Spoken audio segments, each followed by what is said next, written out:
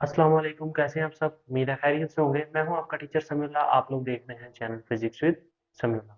Last lecture के अंदर हम लोगों ने जो डिस्कस किया वो फर्स्ट ईयर का lecture number 3 convention of unit या कन्वेंशन ऑफ ऐसे यूनिट को डिस्कस किया। आज हम लोगों ने जिस चीज़ को डिस्कस करना है वो है एरर्स एंड अनसर्टेनिटी। बेसिकली आज हम लोगों ने सिर्फ एरर्स को डिस्कस करना है। एक आध पॉइंट जो है वो मैं आपको अनसर्टेनिटी का बताऊंगा और हमने ज़्यादातर उसको ही एरर्स को ही डिस्कस करना है। अब एरर्स की तरफ जाने से पहले अगर आप लोगों ने चैनल को सब्सक्राइब नहीं किया, चैनल को सब्सक्राइब कर दें, बेल आइकन को प्रेस कर दें और वीडियो को लाइक लाजमी कर दिया करें ताकि हमारे आने वाले लेक्चर्स की नोटिफिकेशन जो है वो आप लोगों को मिलती रहे। चलिए लेक्चर की तरफ चलते हैं।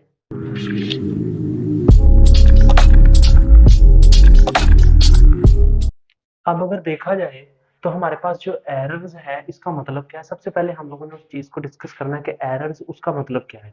एरर्स को डिस्कस करते हैं। एरर्स का जो उर्दू में हम लोग इसको कहते हैं गलतियां। क्या कहते हैं?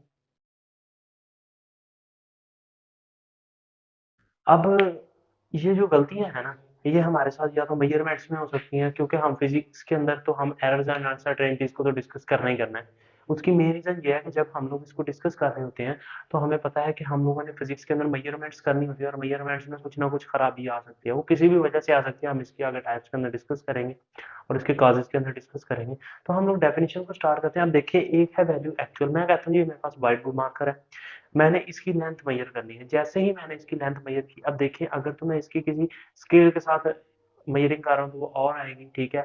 अगर मैं कोई और इंस्ट्रूमेंट का इस्तेमाल कर रहा हूँ वो और आएगी। सपोज दैट मैं कहता हूँ जी इसकी जो लेंथ है वो हमारे पास आ गई ही 10.54, यानी कि ये मैंने मेजर की। इसकी एक्चुअल लेंथ जो है वो हमारे पास कितनी है? 10.55। सपोज दैट एक मिसाल मिसाल के तौर के ऊपर तो हमारे पास जो एरर है वो कितना आ गया? 0.01 सेंटीमीटर। 0.01 सेंटीमीटर का। अब देखिए ये एक छोटा सा जो एरर आया हमारे पास, गलती है ना, ये हमारे से इतनी इतनी गलती हो गई।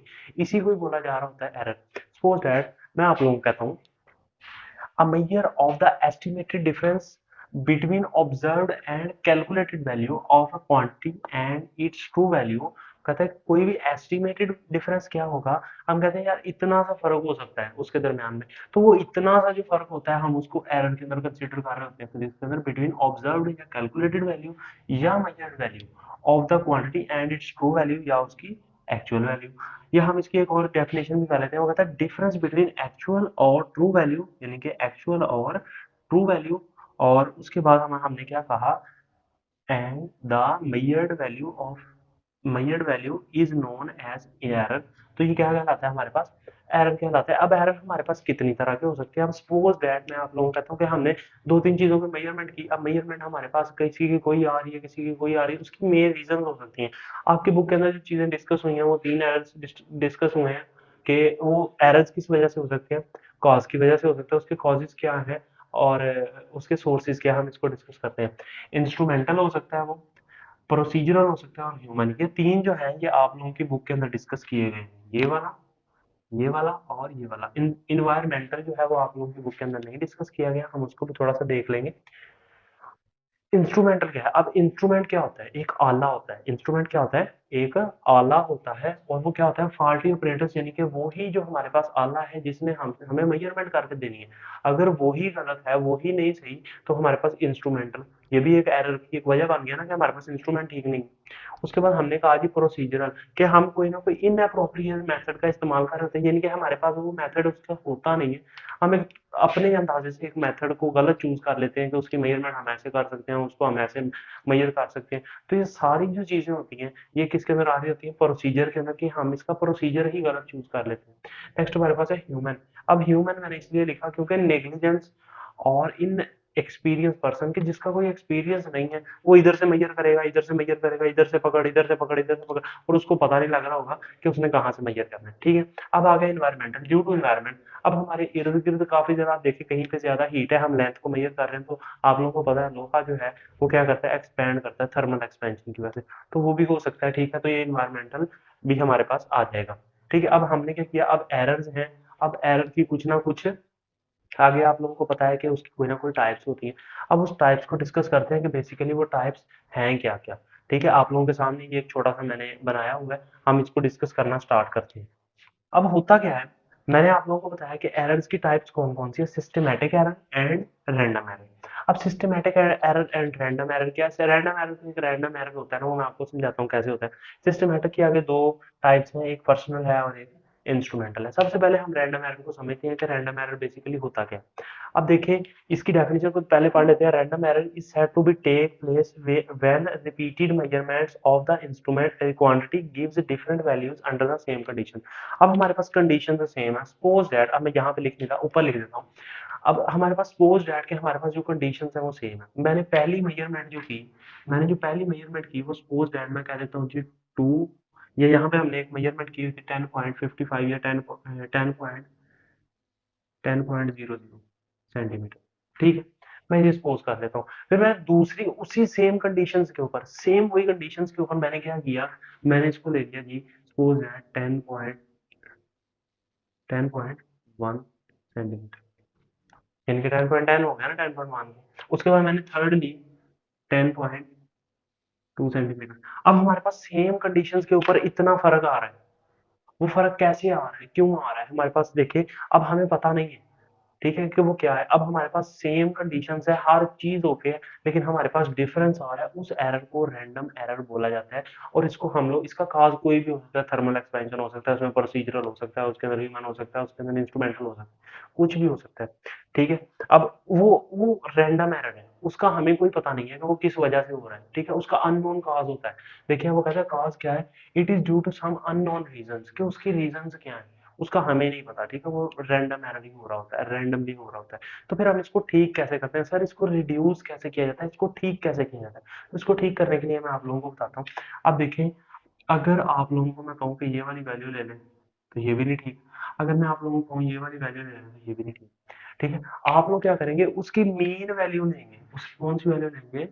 उसकी मीन वैल्यू लेंगे, यानी ये वाली वैल्यू लेंगे। अब सपोज दैट ये वाली वैल्यू आप लोगों ने ले ली, ठीक है। अब ये वाली वैल्यू क्या करेगी, अगर तो यही है तो फिर इसके अंदर कोई एरर ही नहीं है। अगर 10.10 है किसी चीज की, 10.10 सेंटीमीटर है, तो उसमें तो कोई एरर ही नहीं है। सपोज दैट अगर एरर आ जाता है, अगर एरर आ जाता है तो वो कितना आएगा, या तो 10 पीछे होगा या 10 आएगा होगा, मतलब ज्यादा एरर नहीं होगा, ठीक है। तो ये क्या होता है, हमारे पास reduction of the random error कहलाता है। अब हम इसको आगे मजीद फर्दर देखते हैं। अब वो कहता है सिस्टमेटिक एरर क्या है, या हम इसको एक बार यहाँ से पढ़ लेते हैं। रैंडम एरर क्या है, रिपीटेड मेजरमेंट्स के ऐसी मेजरमेंट जो रिपीटेड हो, ये देखिए रिपीटेड हो, gives different values under the same conditions, और वो डिफरेंट वैल्यूज दे रही हो सेम कंडीशंस के ऊपर, तो उसको बोला जाता है रैंडम एरर, ठीक है। रैंडम एरर में समय लग गया, ये इतना ही समय रख ले रहोगे। अब आते हैं हम इस ग्राफ की तरफ कि ये क्या है, हमने ये जो एक इमेज बनाई है इसका क्या मतलब है। अब कहता है जी सिस्टमेटिक एरर क्या है। सिस्टमेटिक एरर क्या है, measurements of quantity equally affected and gives the consistent value, यानी कि सिस्टमैटिक एरर है ये। Systematic error occur when all of the measurements of the particular quantity are affected equally and gives the consistent difference in the reading, यानी कि वो बार बार वही readings के अंदर डिफरेंस आ रहा हो, तो हम उसको क्या कह रहे होते हैं, सिस्टमैटिक एरर कह रहे होते हैं। क्या कह रहे होते हैं, सिस्टमैटिक एरर। क्या, तो मिसाल के तौर के ऊपर मैं आप लोगों को इसके कागज पहले देख लेते हैं। वो कहता है zero error in measuring instrument. वो कहता है जी जीरो एरर ही हमें पता होगा, हमें zero error systematic error basically क्या है। चलिए मैं आप लोगों के सामने एक और चीज, सबसे पहले हम इसी को समझ लेते हैं, जीरो एरर। अब देखिए जीरो एरर क्या है। सिस्टम के अंदर ये मैंने एक स्केल बनाया, ठीक है, और इसके ऊपर मैंने क्या की, लाइंस बनाई। अब सपोज दैट मैंने कहा कि एक व्हाइट बोर्ड मार्कर है, उसकी उसका आप लोगों ने भी क्या करना है, उसका वो मेजरमेंट करनी है, उसकी मेजरमेंट करनी है। अब बेसिकली मेजरमेंट जब हमने करनी है, मैं यहाँ पे कह देता हूँ 1 2 3 5 6 7 8 9 10। अब यहाँ पे अगर देखा जाए तो एक जो फिगर है वो मिसिंग है, जो कि है वो, ठीक है। तो ये क्या हो जाता है, ये हमारे पास आ जाता है जी सिस्टमैटिक एरर। बेसिकली हमारे पास क्या आ जाता है, सिस्टमैटिक एरर आ जाती है। अब अगर यहाँ पे देखा जाए, सपोज मैंने आप लोगों को कहा यहाँ पे अगर देखा जाए तो हमारे पास ये वाला जो एरर, आप जितनी बार मर्जी कैलकुलेट कर लें, जितनी बार मर्जी कैलकुलेट, हमारे पास तो पूरी एक रीडिंग मिसिंग है। या अगर हमारे पास ये पूरी रीडिंग ही अगर मिसिंग है, तो हम लोग ये कह नहीं सकते कि zero error in measuring instrument. सबसे पहला कहा जाए कि इसका जीरो एरर ही नहीं, क्योंकि देखें यहाँ से 3 to 5 तो यहाँ पे कितना हो गया, 2 सेंटीमीटर का फर्क नहीं आ गया, 2 सेंटीमीटर। तो अब यहाँ पे देखें, मैं आगे कहता हूँ poor calibration of the instrument, के इंस्ट्रूमेंट बड़ा ही अजीब सी किस्म का बना हुआ है। मैं आप लोगों के सामने एक और इंस्ट्रूमेंट बनाने की कोशिश करता हूँ। यहाँ पे देखें, हम लोगों ने एक स्केल लिया जो आजकल मार्केट से मिलता है, ठीक है। तो हमने क्या किया, यहाँ पे 1 लिखा है, यहाँ पे 2 है, फिर 3 है, फिर यहाँ पे 4 है, 5 है। तो ये क्या है, ये वाला जो है पुअर कैलिब्रेशन है यहाँ पे हमारे पास, यानी कि जो इंस्ट्रूमेंट है हमारा वो सही नहीं है, उसके ऊपर रीडिंग्स जो है वो सही नहीं है, incorrect calibration of measuring instrument. और अगर हम उससे मेजरिंग भी कर रहे हैं तो सपोज हमने यहाँ से स्टार्ट करना, हमने थोड़ा आगे से स्टार्ट कर दिया तो हमारे पास एक्चुअल रीडिंग आ ही नहीं रही, उसको बोला जाता है सिस्टमेटिक एरर। दोबारा से इसकी डेफिनेशन पढ़े, आप लोगों को थोड़ा सा समझ आएगी। सिस्टमेटिक एरर अगर, ये तब अगर करता है व्हेन, अगर on the measurements of the particular quantity, इसी क्वांटिटी की अगर हम ऑल मेजरमेंट यानी कि जितनी मर्जी करें, आर इफेक्टेड, वो इफेक्ट करें इक्वली बराबर, दीज गिव कंसिस्टेंट डिफरेंस, और मुकम्मल बार बार एक ही तरह का डिफरेंस आ रहा है इन द रीडिंग्स, रीडिंग्स के अंदर, तो हमारा क्या कहलाता है, सिस्टमेटिक एरर कहला रहा होता है। ठीक है, अब हम इसको रिड्यूस कैसे कर सकते हैं, अब हम क्या करेंगे, हम रिड्यूस करेंगे by comparing these other other instrument. जैसे मिसाल के तौर पर फिर से स्केल लेके आता हूँ, उसकी रीडिंग्स को मेजर करता हूँ, फिर एक अच्छा स्केल लेके आता हूँ, उसकी रीडिंग्स को मेजर करता हूँ। तो ये जो स्केल्स हैं हम इसको क्या कर रहे होते हैं, एक दूसरे के साथ कंपेयर कर रहे होते हैं। तो इसी तरह reduction of the systematic error क्या है, इट कैन बी रिड्यूस, इसको कम किया जाता है by comparing the instrument, instrument के साथ कंपेयर करने के बाद विद अनदर इंस्ट्रूमेंट, उसी तरह के अदर इंस्ट्रूमेंट के साथ, the instrument which is other instrument which is known as the more accurate, जो हमारे पास क्या करता है, जो अच्छे तरीके से यानी कि बिल्कुल एक्यूरेसी के साथ हमें आंसर दे रहा होता है, हम उसके साथ उसको कंपेयर कर रहे होते हैं।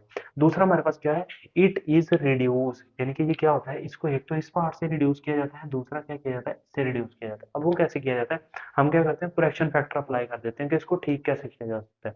करेक्शन फैक्टर पर अब हम लोग इसको जी सपोज करेंगे, हम जो अच्छे वाला लेके आते हैं उसके अंदर 4 लिखा हुआ है, तो करेक्शन फैक्टर आ रहा है, ठीक है। Correction factor of all the reading taking another instrument, हम फिर क्या करते हैं, करेक्टर फैक्टर को लगाने का जो हमारे पास इसके साथ, यानी कि कंपेयर करने के बाद हमारे पास जो एक्चुअल करेक्शन फैक्टर है ना, हम उसको या तो ऐड कर देंगे, तो हमारे पास ऐड या सब्ट्रैक्ट जो भी है, यानी कि हम उसको अप्लाई कर देंगे। तो अप्लाई करने के बाद जो हमारे पास रीडिंग आएगी, हम उससे क्या कर सकते हैं, उसको भी उसको रिड्यूस कर सकते हैं, उसको कम कर सकते हैं।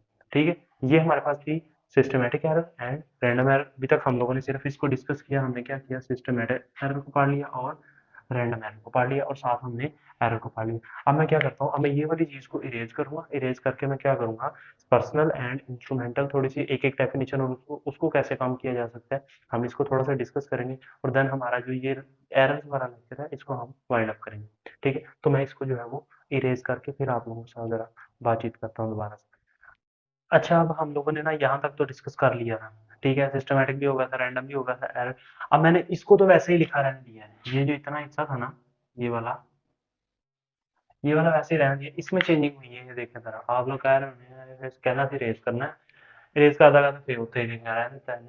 अच्छा सुने, इंस्ट्रूमेंटल एरर क्या है, अब सबसे पहले हमें पता है, आप लोगों ने ये ध्यान में रखना है कि सिस्टमैटिक एरर जो है ना, जो सिस्टमैटिक एरर है, हम उसको डिस्कस कर रहे हैं। सिस्टमैटिक एरर के अंदर क्या हम लोगों ने डिस्कस किया था कि जो बार बार सिस्टम के अंदर, जो सिस्टम के अंदर एरर, वो हम लोगों ने इसको याद रखने के लिए नाम दिया था।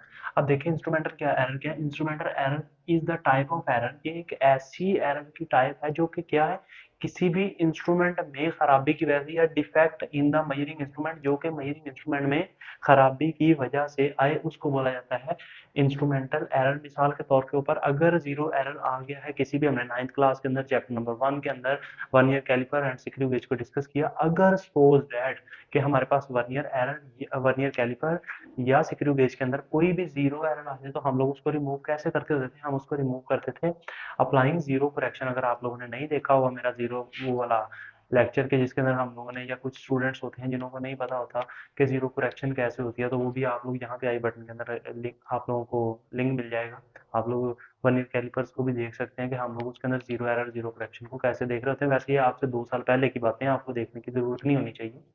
उसके बाद रिडक्शन ऑफ इंस्ट्रूमेंटल, हम इसको कम कैसे कर सकते हैं, हम कैसे कम कर सकते हैं, मैंने आप लोगों को ये बताया था कि ये वाला पॉइंट हम क्या करते हैं, हम उसको बार बार कंपेयर करते हैं किसी भी एक्यूरेट मेजरिंग इंस्ट्रूमेंट के साथ, कि हमारे पास वो आए, और ताकि हम लोग उसके अंदर से मेजरिंग इंस्ट्रूमेंट की कोई ना कोई वैल्यू हमारे पास अगर कोई मिसिंग है, या उसके अंदर कोई ना कोई डिफेक्ट है, हम उसको कंपेयर करके उसको दूर कर सकते हैं।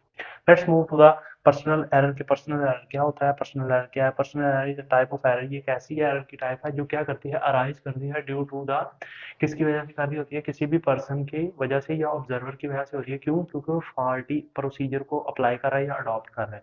अब मिसाल के मैंने आप लोगों को बताया था कि फॉल्टी प्रोसीजर क्या, कोई चीज किसी के साथ मेजर होनी है, आप वो किसी के साथ कर रहे हैं, तो वो फॉल्टी है क्योंकि वो इनएक्सपीरियंस है, वो क्या है, इनएक्सपीरियंस हम लोगों ने कॉज के अंदर डिस्कस किया, चौथा कॉज था हम लोगों ने, आप थोड़ा सा वीडियो को बैक करके देख सकते हैं, हम लोगों ने चौथे कॉज को डिस्कस किया था। जब भी चौथे कॉज को डिस्कस किया था तो उसके अंदर हमने क्या चीज को डिस्कस किया, फॉल्टी प्रोसीजर हो रहा होता है, क्या है ह्यूमन के अंदर क्या इनएक्सपीरियंस होता है वो, तो वो क्या करता है, अडॉप्ट करता है फॉल्टी प्रोसीजर को, यानी कि गलत प्रोसीजर को कर रहा होता है। अब सपोज डैट मैं आप लोगों को कहता हूँ, हम लोगों ने जो मेजरिंग इंस्ट्रूमेंट था, हम लोगों ने उसको मेजरिंग इंस्ट्रूमेंट हमने लिया जी, फर्ज करें कि हम लोगों ने लिया मेजरिंग सिलेंडर। अब हम लोगों ने क्या करना है, कोई भी लिक्विड का, किसी भी लिक्विड का हम लोगों ने क्या करना है, वॉल्यूम मालूम करना है, तो हम लोग उसको ऐसे देखेंगे, ना कि हम लोग उसको ऐसे या उसको ऐसे देखेंगे। उसकी मेन रीजन क्या होगी कि हम उसको बिल्कुल परपेंडिकुलर रखना चाहिए। अगर हम लोग उसको परपेंडिकुलर रखेंगे तो देन ही हमारे पास एक्यूरेट रीडिंग आएगी। तो उस एक्यूरेट रीडिंग को हम लोगों ने क्या करना होता है, इसको ठीक करना होता है। ये किसकी गलती होती है, ये हमारी अपनी गलती होती है कि हम उसको ऐसे देख रहे हैं ऐसे, उसमें ना तो कोई इंस्ट्रूमेंट की गलती होती है, ना कोई रैंडम एरर होता है,